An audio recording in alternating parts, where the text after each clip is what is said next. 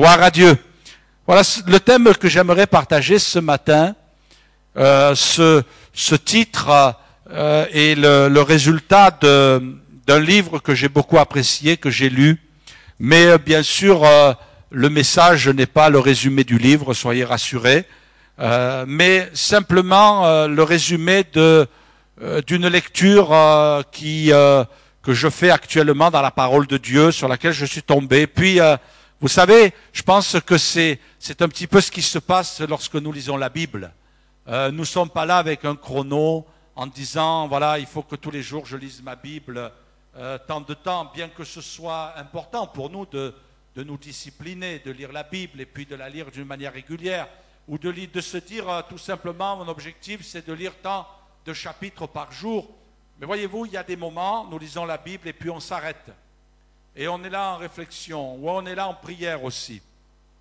C'est important, c'est quelque chose aussi que j'aime pratiquer quand je lis la Bible, de m'arrêter sur quelque chose qui touche mon cœur, ou qui m'interpelle, ou peut-être même qui me reprend, ou peut-être aussi qui me montre que c'est quelque chose sur lequel j'ai besoin de travailler dans ma vie. Alors je m'arrête et je me mets à prier, je dis Seigneur, tu vois ce texte de la parole, il est important pour moi, il est nécessaire pour ma vie, j'en ai besoin. Ou alors Seigneur, je suis en train de lire un passage qui me révèle quelque chose d'extraordinaire, alors je viens te louer pour ce que je viens de lire, parce que c'est tellement merveilleux, c'est tellement glorieux. Et puis il y a des moments où on s'arrête et puis là on ne dit rien et on laisse le Saint-Esprit parler à notre cœur. Le Saint-Esprit nous révéler la parole de Dieu. Et c'est ce qui s'est passé dans la lecture. Et j'aimerais qu'on lise ensemble ce passage. Bien sûr, je ne veux pas faire d'un passage au travers duquel Dieu m'a parlé, en vous disant Dieu m'a parlé, alors écoutez ce que Dieu m'a dit. Non, quelque part, c'est un texte qui m'a interpellé par rapport à l'Église, par rapport au peuple de Dieu, par rapport à la maison de Dieu. Et puis, ce titre de livre m'est revenu, la maison préférée de Dieu. L'Église, c'est la maison préférée de Dieu. Mais voyez-vous, il y a aussi quelque chose que Dieu attend de son Église. Comment peut-on faire pour que l'Église, alors pour nous, en ce qui nous concerne, c'est l'Église locale. On ne va pas parler de l'Église universelle. Dieu ne nous appelle pas à parler de l'Église universelle parce que c'est son Église à lui, c'est le monde entier où il y a des hommes, des femmes qui sont rassemblés. Dieu nous invite, nous qui sommes rassemblés ce matin, à nous préoccuper de l'Église locale parce que c'est aussi un aspect spirituel et conforme aux Écritures. Comment faire? Ça a été ma question. Comment faire pour que son Église soit la maison que le Seigneur aime visiter? Vous êtes posé déjà cette question? Comment faire pour que... Quels sont les éléments? Alors je me suis mis à fouiller la parole de Dieu, à fouiller dans mes réflexions, à fouiller dans la prière, en disant Seigneur, mais qu'est-ce que c'est qui te plaît dans ton Église? Qu'est-ce que tu aimes dans ton Église? Qu'est-ce que tu veux trouver? Vous savez, quelquefois, ça a dû sûrement vous arriver. Oh, ça ne nous arrive pas toujours, mais de temps en temps, ça nous arrive que nous soyons invités quelque part. Et que ceux qui nous invitent savent nos goûts, ou alors vont creuser l'information, chercher un petit peu ce qui peut nous faire plaisir. Et que quelque part, ils nous disent, ah ben tiens, on va te recevoir à la maison. Qu'est-ce que c'est qui te ferait plaisir? Qu'est-ce que c'est que tu aimerais manger? Parce que les Français, on parle souvent de ça, hein, vous avez remarqué? Qu'est-ce que tu aimerais comme repas que je te fasse?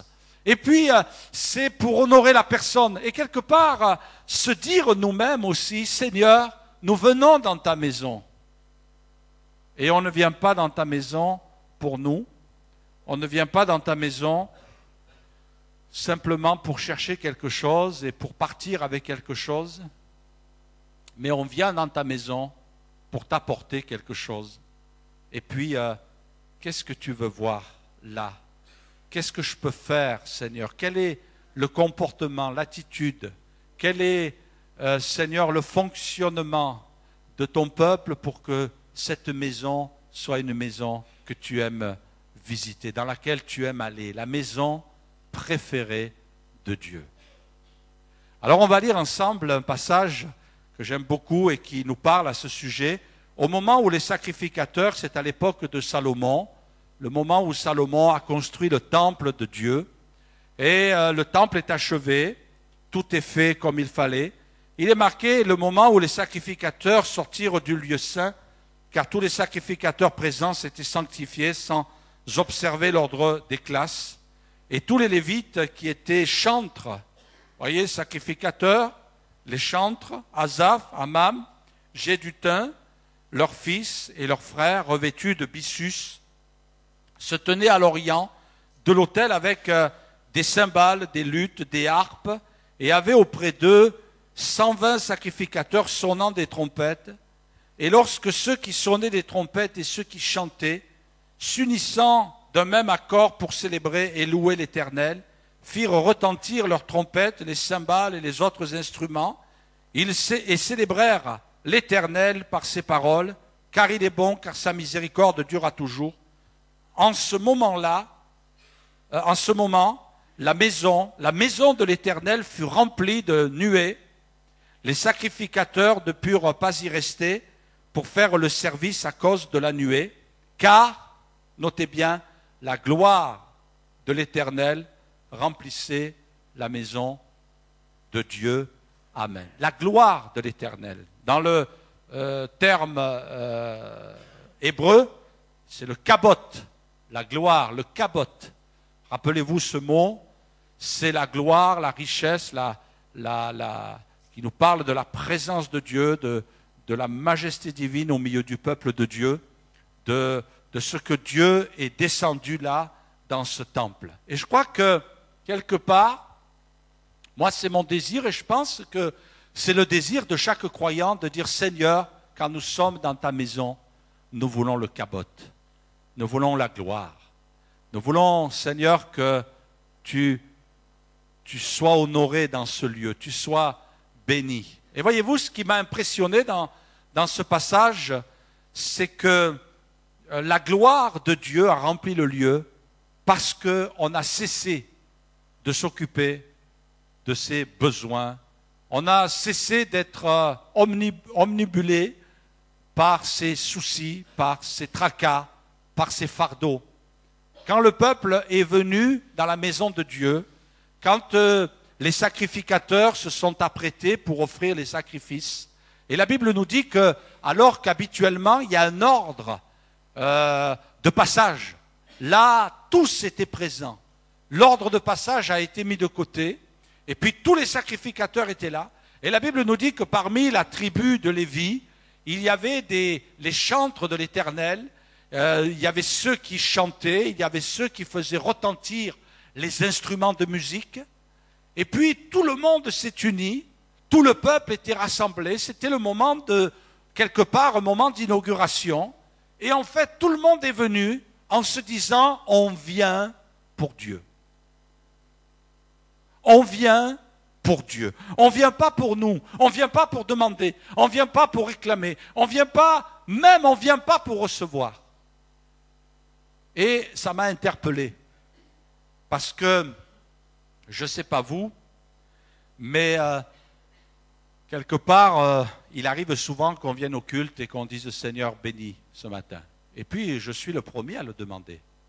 Dire « Seigneur, ce matin, il va y avoir des frères et sœurs dans le besoin, il va y avoir des amis qui vont venir, il y a peut-être des chrétiens qui sont passés par la difficulté toute la semaine, et ils vont venir là dans ta maison. Seigneur, ils ont besoin d'être encouragés, ils ont besoin d'être renouvelés dans la foi, ils ont besoin d'être stimulés dans leur vie chrétienne, ils ont besoin d'une orientation. Et puis, on vient, et puis chacun d'entre nous, on vient avec nos besoins. Et même quelquefois, dans le cadre du culte, on dit aux chrétiens, eh bien, déposez vos fardeaux. Je ne sais pas si ce matin, vous êtes venus en vous disant, je viens et j'ai besoin que Dieu parle à mon cœur. J'ai besoin que Dieu me bénisse.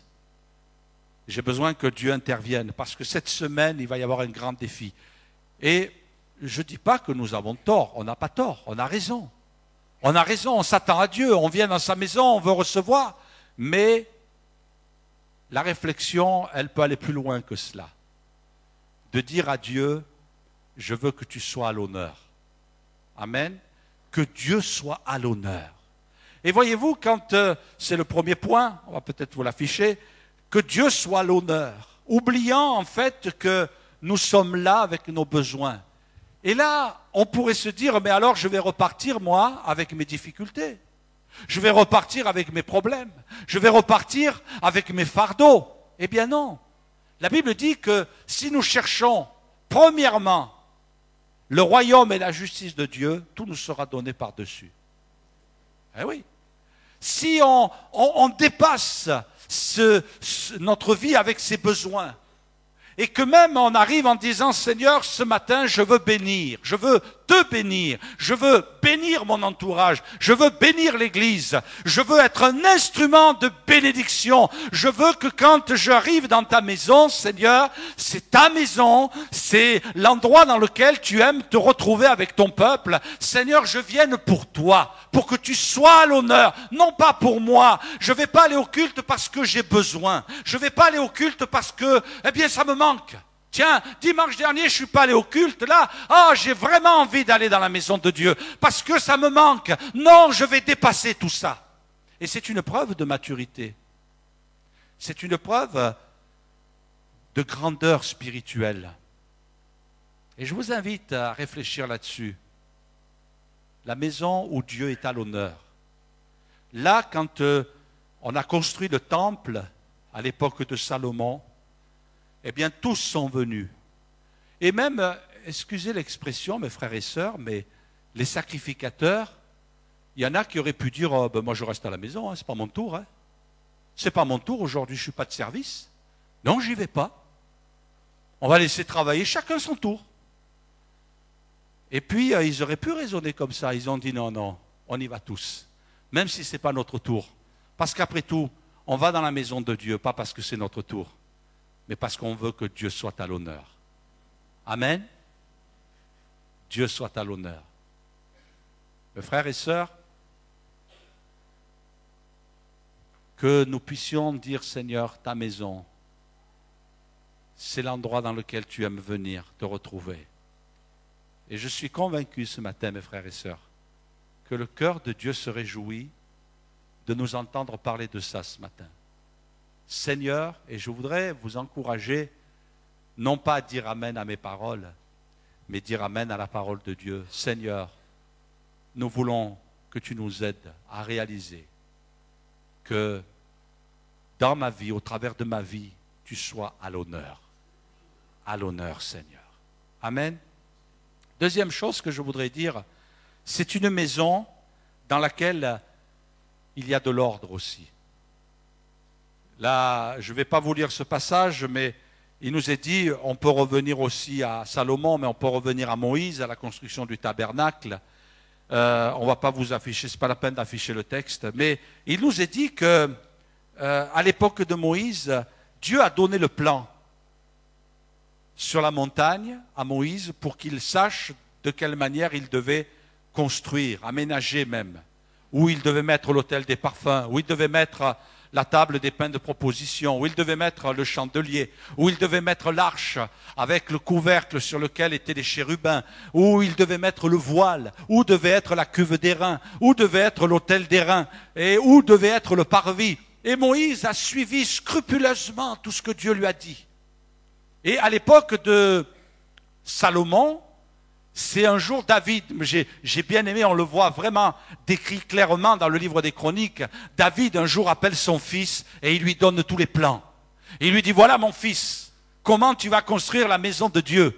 Comment tu vas construire le temple de Dieu? Cette maison, la maison préférée de Dieu, c'est toi qui vas la construire. Je suis sûr que David devait être excité. Je suis sûr que David devait jubiler devant la présence de Dieu. Il devait dire, ah, ce temple, je voulais tant le construire. Un jour, j'ai dit à Dieu, Seigneur, je veux construire un temple, une maison pour toi, une maison dans laquelle tu vas venir. Et David a fait ce constat lorsqu'il était dans sa maison et qu'il voyait la beauté de sa maison, la maison qu'il avait construite. Et un jour il a dit, c'en est assez, maintenant je veux construire une maison pour Dieu. Et il appelle le prophète. Il dit au prophète Nathan, viens à la maison et je te donne un rendez-vous, je te convoque. Et Nathan est arrivé, la tête basse, il a dit, qu'est-ce qui va se passer? Et puis là, sûrement que David devait être excité. Enfin, moi je l'aurais été, hein. Ah, moi je vous assure, j'aurais fait des bons comme ça, hein, mais en bas de l'estrade, hein, pas ici, là, comme ça. Et j'aurais dit au prophète, ah, j'ai quelque chose à cœur. Et puis, le prophète m'aurait répondu, mais qu'est-ce que tu as à cœur? Je veux construire une maison pour Dieu. Et là, le prophète, avec l'autorité du roi David, le prophète a dit, oui, d'accord, il n'y a pas de souci, hein, calme-toi. Hein. Cool. Il n'y a pas de souci. Vas-y, fais tout ce que tu as dans le cœur. Et David, là, sûrement qu'il a dû passer des heures durant à se réjouir. Et peut-être même, enfin moi c'est ce qui me serait arrivé, hein, je n'aurais pas dormi de la nuit. Hein. Tellement excité, vous avez remarqué quand on est excité, on n'arrive pas à dormir la nuit. Tellement excité, ah Seigneur, ça va être beau, ça va être merveilleux. Mais pendant ce temps, pendant la nuit, Dieu a visité le prophète. Et lui, il n'a pas passé une bonne nuit. Mais lui, il n'était pas excité, lui, il se faisait remonter les bretelles par Dieu. En disant, pourquoi tu lui as dit oui à David? Qu'est-ce qui t'a pris de dire oui? Est-ce que c'est à toi qu'appartient la décision de dire oui? Un prophète, il a dû... Bon, là je schématise un peu, mais ça a dû se passer comme ça. Je ne pense pas que le Seigneur me fasse de reproches quand je serai devant lui. Et puis, enfin, concernant cette histoire. Et puis, Dieu lui a dit, tu vas aller voir mon serviteur David, et tu vas lui dire que ce n'est pas lui, mais que c'est son fils. Lui, il a trop fait de guerre. Ses mains sont recouvertes de sang. Il a trop fait de guerre et je ne veux pas que ce soit lui, ce sera son fils. Et le matin, le prophète est allé voir David et il lui a dit, David, ce n'est pas toi qui vas bâtir. Oh, j'imagine David là. Il a du building, là où il était au sommet, dans le ciel, il est descendu au 6e sous-sol et il a dû se dire, Seigneur, mais qu'est-ce qui se passe? C'était trop beau pour être vrai. Et je pense qu'il a dû passer par un moment de cafard, de déprime. Le prophète lui a dit, écoute, tu ne peux pas toi. Mais je pense qu'il a dû dire, tu sais, Dieu a été honoré que tu aies eu cette décision. Alors ce n'est pas un non catégorique, mais c'est un non et un oui à la fois. C'est un non parce que toi, tu ne peux pas. Mais c'est un oui parce que c'est ton fils qui va bâtir. Ah, il a dû remonter de quelques étages là. Et puis David, qu'est-ce qu'il a fait? Malgré le fait que c'était de la tristesse dans son cœur, il a commencé à travailler, il a commencé à étudier. Moi je pense qu'il a commencé à sortir tous les écrits de Moïse. Comment? Qu'est-ce que Dieu veut? Et là il a dû se rappeler, parce que je vous rappelle que le tabernacle n'existait plus. L'arche de Dieu était sous une tente. C'était la tente d'assignation. Le tabernacle n'existait pas, il y avait un vide à l'époque de David. Le tabernacle avait été détruit.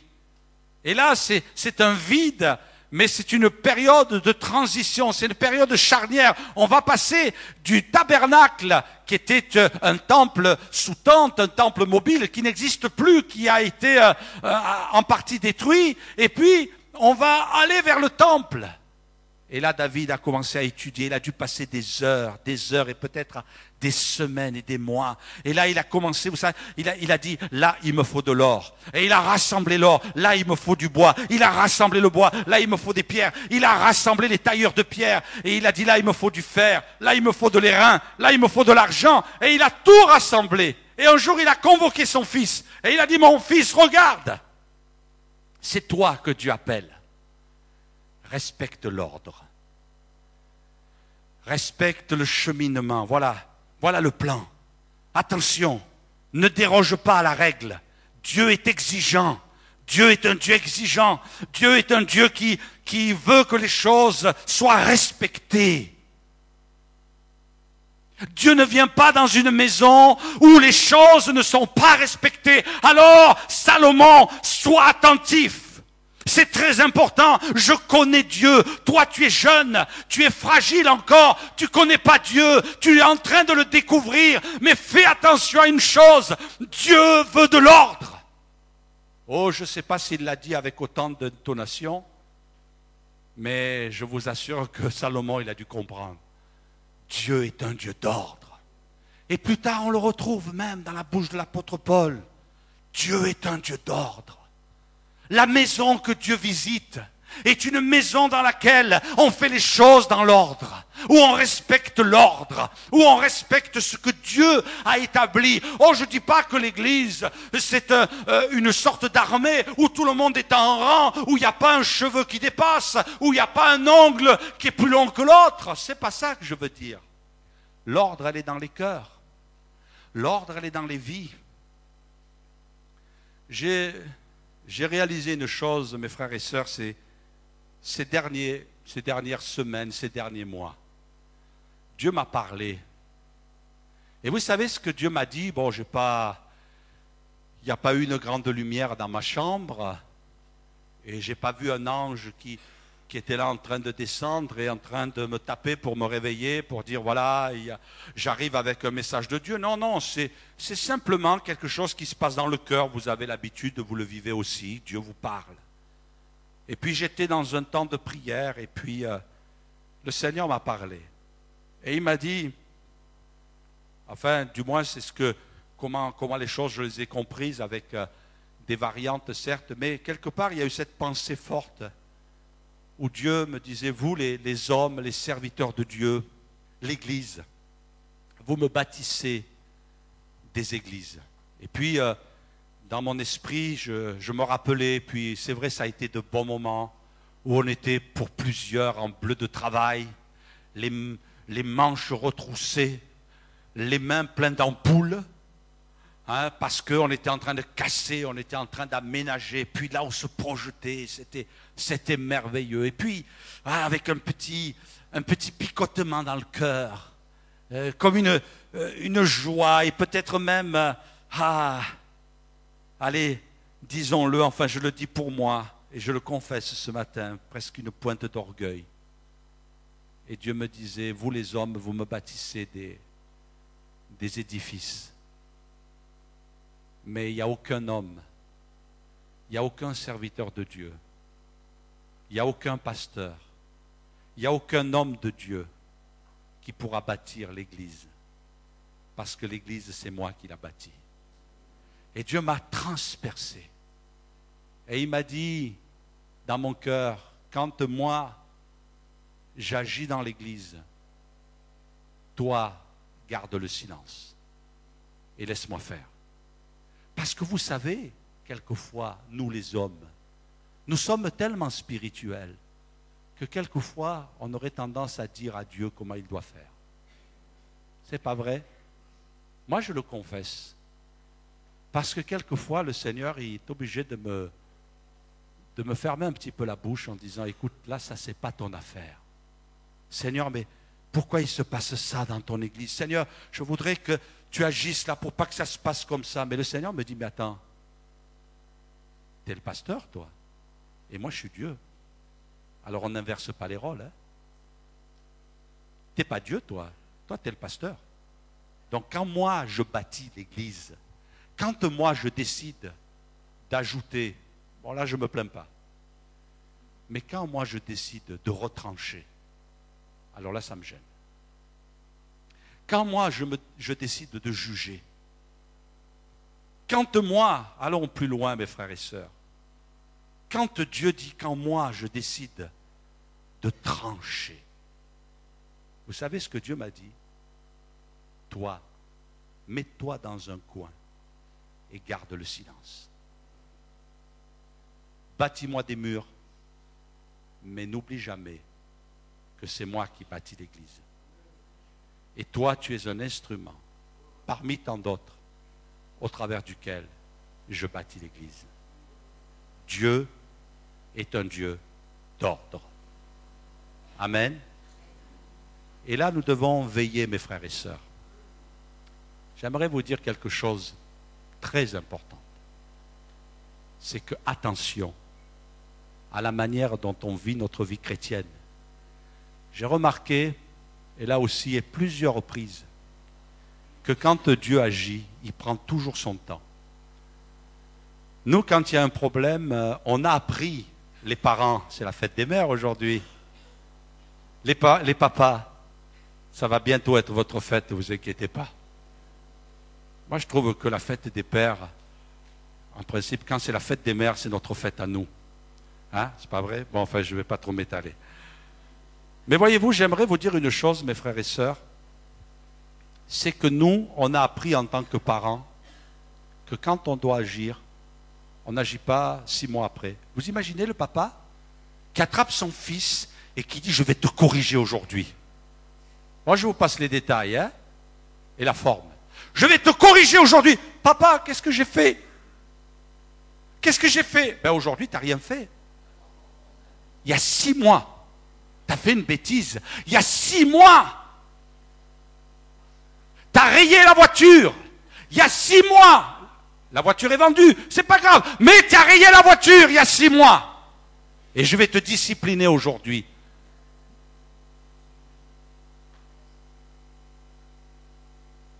Est-ce que vous pensez que c'est très pédagogique d'agir comme ça?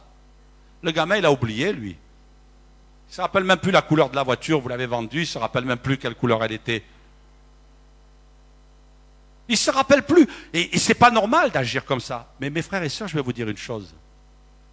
Il y a des moments où Dieu agit et il nous dit, il y a 2 ans que tu as fait ça.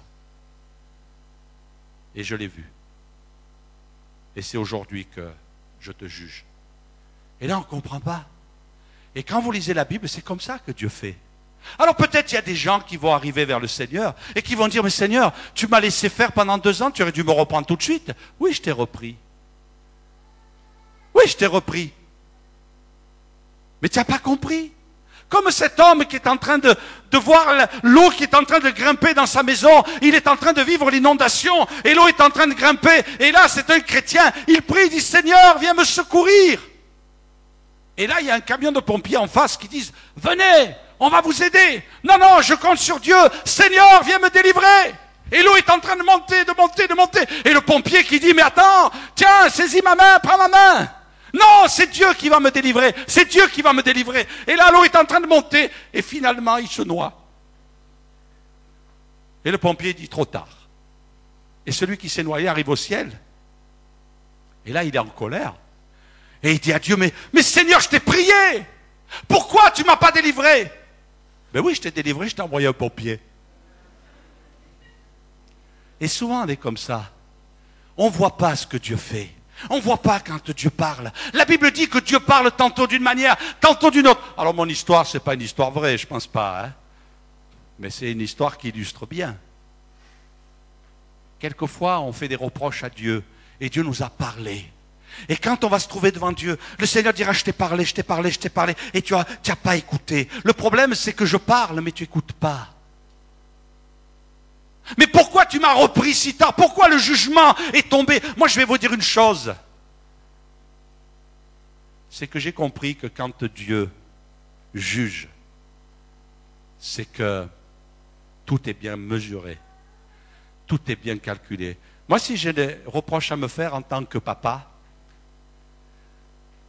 et j'en ai quelques-uns à l'égard de mes enfants, c'est que des fois, quand je les corrigeais, c'est parce qu'ils me mettaient en colère. Et comme dit ma femme, il y a la fessée à 1 euro et il y a la fessée à 10 euros. La fessée à 10 euros, elle fait plus mal. Parce que quand un enfant, il vous casse un verre à 1 euro, vous allez le discipliner d'une certaine manière.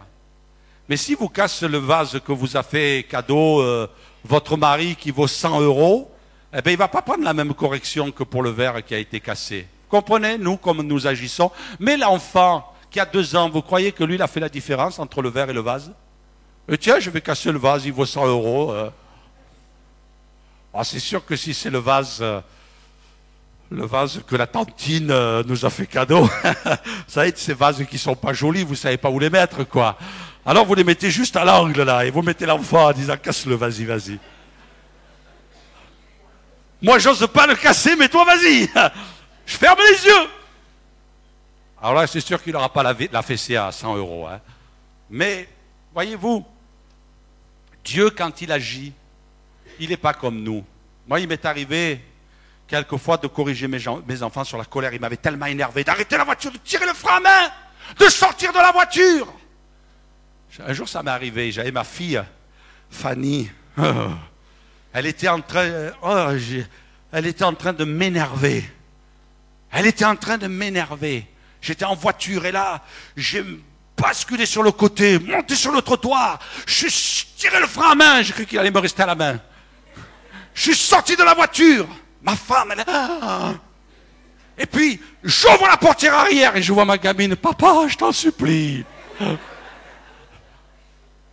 j'allais la frapper. Papa, je t'en supplie. Là, elle savait que ça allait tomber. Vous savez, quand on est en colère, mais Dieu n'agit jamais comme ça. Jamais. La Bible parle de la colère de Dieu, mais la colère de Dieu, elle est mesurée. Quand Dieu agit, il prend son temps.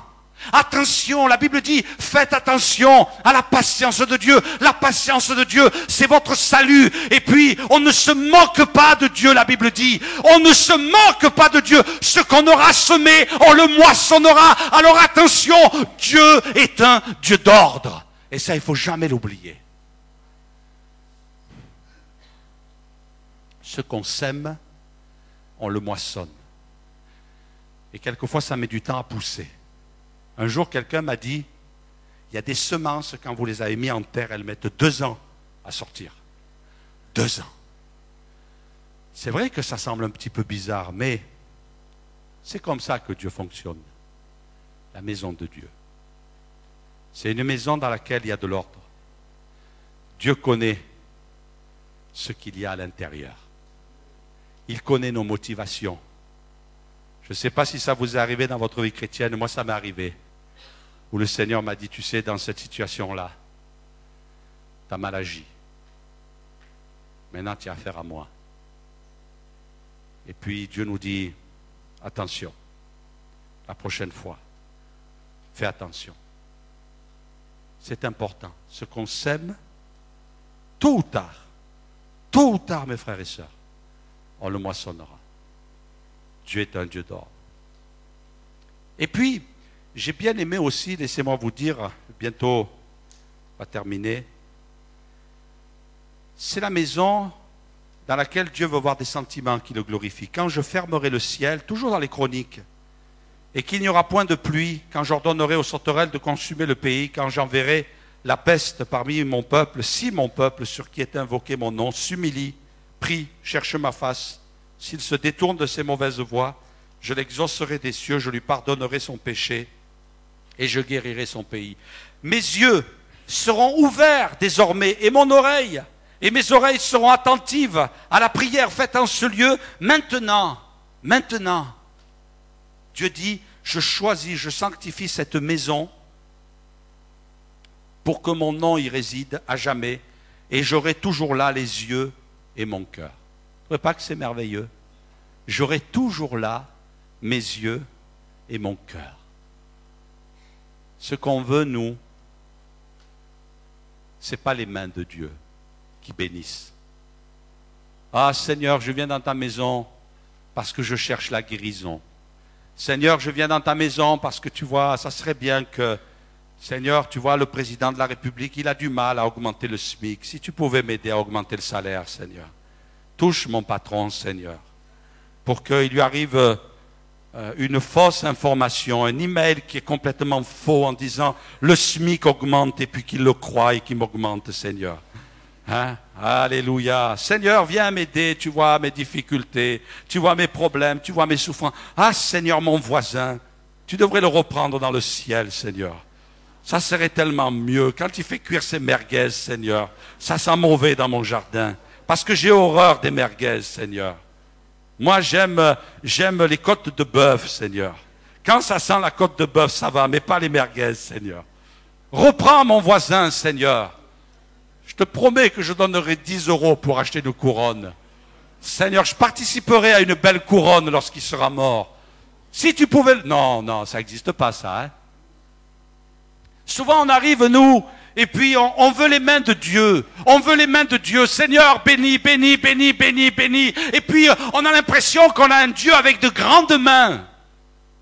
Parce qu'on veut que ses mains, on regarde que ses mains, on a les regards que sur les mains de Dieu. Seigneur, il faut que tu fasses. Fais, fais, fais, fais. Et là, le Seigneur dira, sur cette maison, moi, je veux y mettre mon cœur. Ne croyez pas que c'est mieux d'avoir le cœur de Dieu? Le cœur de Dieu. Seigneur, je t'aime. Et je veux te montrer que je t'aime. La maison, Seigneur, que tu conçois, la maison que tu veux, la maison à laquelle tu penses, Seigneur. La maison dans laquelle tu veux répandre ta nuée, la maison dans laquelle tu veux répandre le cabote, la gloire de Dieu. C'est une maison dans laquelle tu as mis ton cœur. Et Seigneur, c'est ton cœur que je veux. Je veux ton cœur, c'est ton cœur que je veux. Un petit peu comme l'apôtre Jean, qui était là toujours sur le cœur de Jésus. Il avait penché son oreille, il avait penché sa tête, il avait tout son être entier là sur la poitrine de Jésus, sur le cœur de Jésus. Il devait entendre les battements du cœur du Seigneur Jésus. Et je crois que Dieu désire qu'on vienne dans sa maison et qu'on lui dise, Seigneur, c'est ton cœur que je veux. Je veux entendre ton cœur. Quand je suis au culte là dans ta maison, quand je viens dans ta maison, je veux entendre ton cœur. Seigneur, parce que là, tu as décidé de déposer ton cœur plus que tes mains. Mes frères et sœurs, trop souvent, nous venons à l'église pour chercher les mains de notre Seigneur. Des mains qui bénissent, des mains qui guérissent, des mains qui délivrent. Et puis pour que nous ayons son cœur, le Seigneur dira, moi je veux que ton cœur soit différent. Si mon peuple, sur qui est invoqué mon nom, s'humilie, Seigneur, tu veux des sentiments modestes. Tu veux un cœur humble. Tu veux un cœur qui sait se faire petit. Un cœur qui sait se courber. Si mon peuple s'humilie, prie, cherche ma face, se détourne de ses mauvaises voies, alors là, je vais mettre mon cœur dans cette maison. Alléluia, je vais mettre mon cœur. Voyez mes frères et sœurs, on peut remplir ce lieu. On peut remplir ce lieu dimanche après dimanche. On peut être là présent, on peut venir dans la maison de Dieu et on peut entrer dans ce lieu, on peut chanter, mais si le cœur de Dieu n'y est pas, frères et sœurs, si le cœur de Dieu n'est pas, mais on a fait tout ça pour rien. Bon, le cœur de Dieu y est. C'est le cœur de Dieu. Je ne sais pas si vous avez remarqué, mais quelquefois, on a des gens qui viennent à l'église et qui viennent pendant un temps, j'ai souvent vu ça, des gens qui viennent à l'église et puis ils viennent chercher quelque chose. Et quand ils ont trouvé, on ne les voit plus. Vous avez connu ces gens-là? Bon, soyez rassurés, il n'y en a pas qu'à Limoges, il y en a partout. Hein. C'est universel.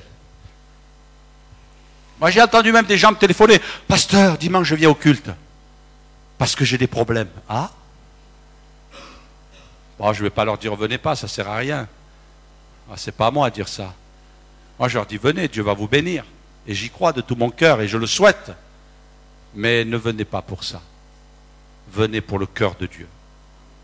Parce que la maison préférée de Dieu, c'est une maison où il y a des gens qui viennent chercher le cœur de Dieu.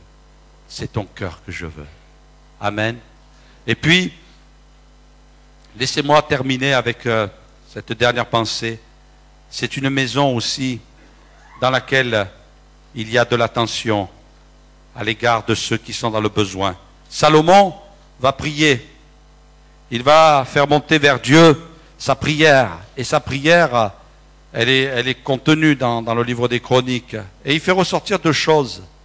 Il dit, Seigneur, dans cette maison, il est écrit dans 2 Chroniques, dans cette maison, chapitre 6, verset 22, si quelqu'un pêche contre son prochain, et qu'on lui impose un serment pour le faire jurer, et s'il vient jurer devant ton autel dans cette maison, écoute-le des cieux. Une maison dans laquelle le pécheur a accès.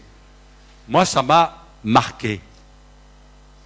Ça m'a marqué parce que c'est pas normal ce texte. Il n'est pas normal. Nadab et Abihu, les fils d'Aaron, sacrificateurs, ont apporté du feu étranger. Et la Bible dit que Dieu les a foudroyés, les a jugés.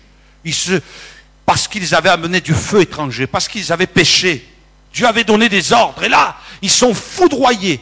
Et là, on a Salomon qui commence à prier et qui dit, Seigneur, si quelqu'un pêche. Ça veut dire qu'il y a une notion qui est en train de prendre place. C'est la notion du pardon. C'est la notion de la grâce.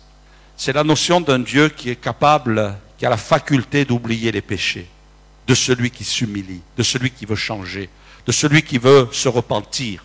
Si quelqu'un a péché, s'il a mal fait, et qu'il vient dans cette maison, Seigneur, et que là, il a de bons comportements. Je ne parle pas du pécheur qui s'entête dans son péché, mais de celui qui veut changer, de celui qui veut voir sa vie transformée. Vous savez une chose qui touche le cœur de Dieu, vous savez la maison dans laquelle Dieu désire rentrer, vous savez la maison préférée de Dieu, c'est quand il y a des hommes et des femmes qui vivent loin de Dieu, qui entrent dans sa maison et qui vivent la repentance, qui vivent le pardon, qui passent par les eaux du baptême, qui s'engagent à suivre le Seigneur, à prendre des décisions importantes dans leur vie, pour que leur vie puisse aller plus loin. Des gens qui ont commencé en eux un processus de restauration, une vie qui finalement est en pleine transformation. Ça réjouit le cœur de Dieu.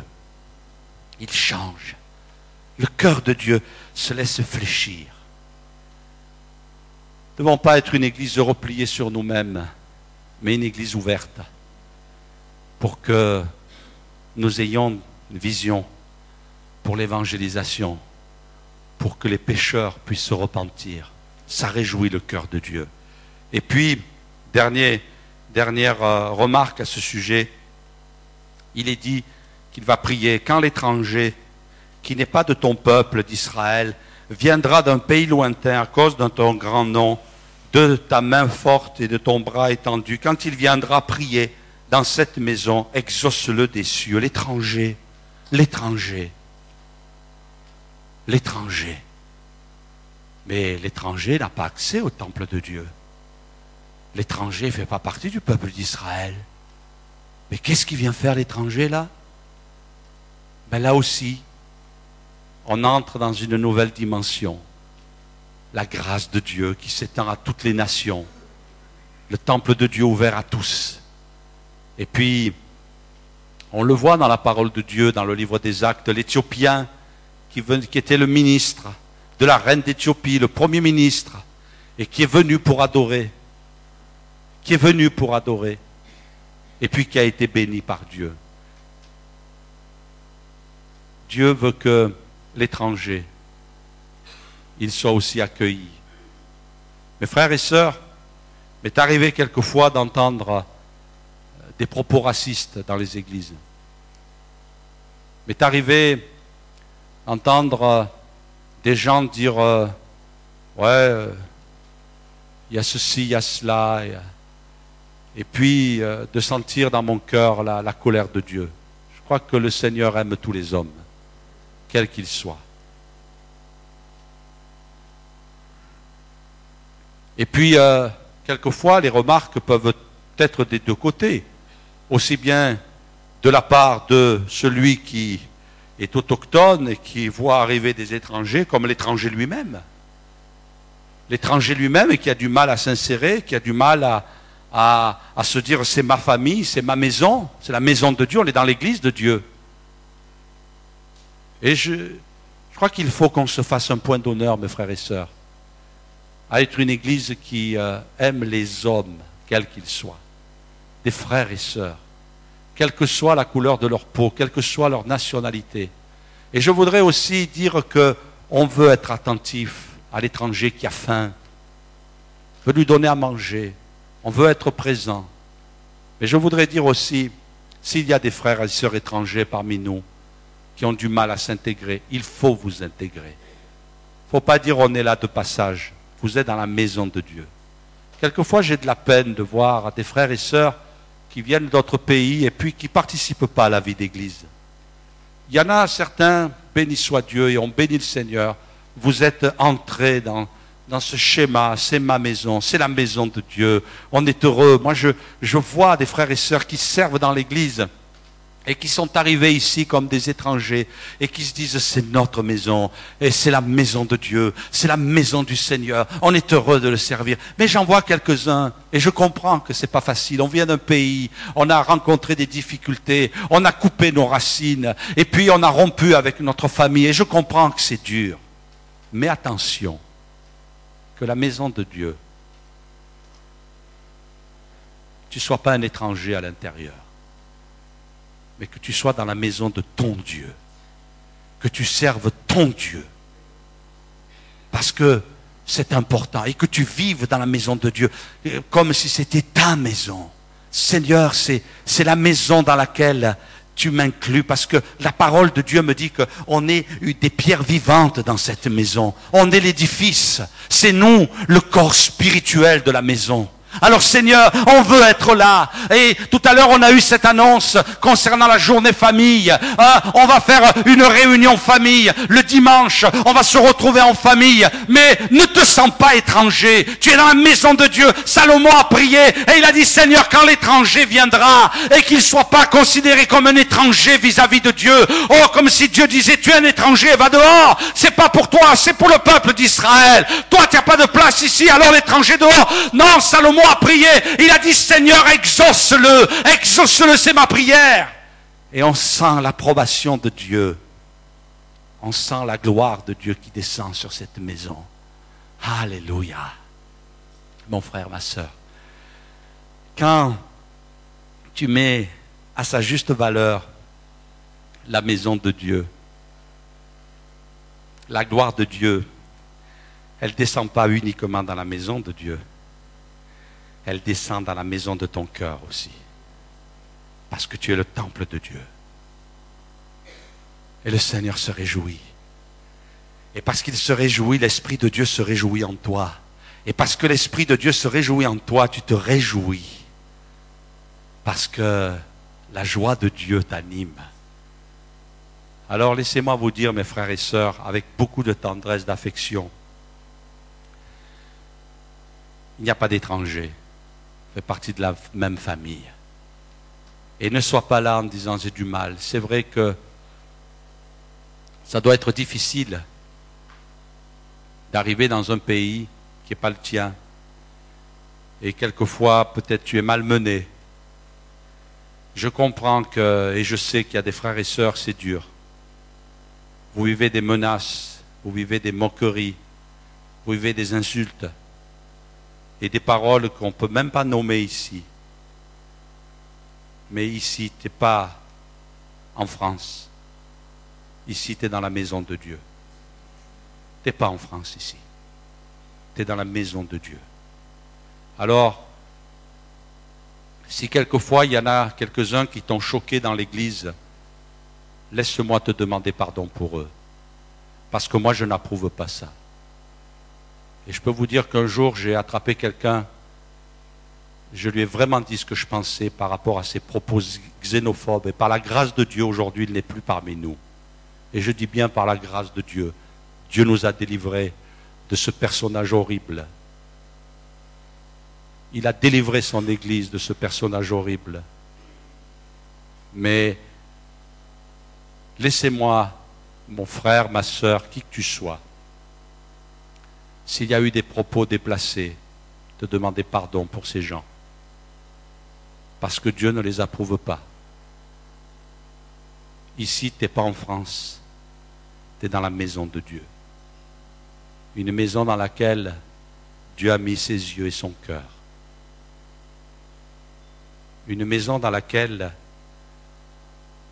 le Seigneur veut mettre sa gloire, le cabote. Je suis bien dans cette maison. Que Dieu nous aide. Nous avons tous besoin de faire des progrès. Nous avons tous besoin de grandir. Et le Seigneur veut nous bénir. Amen.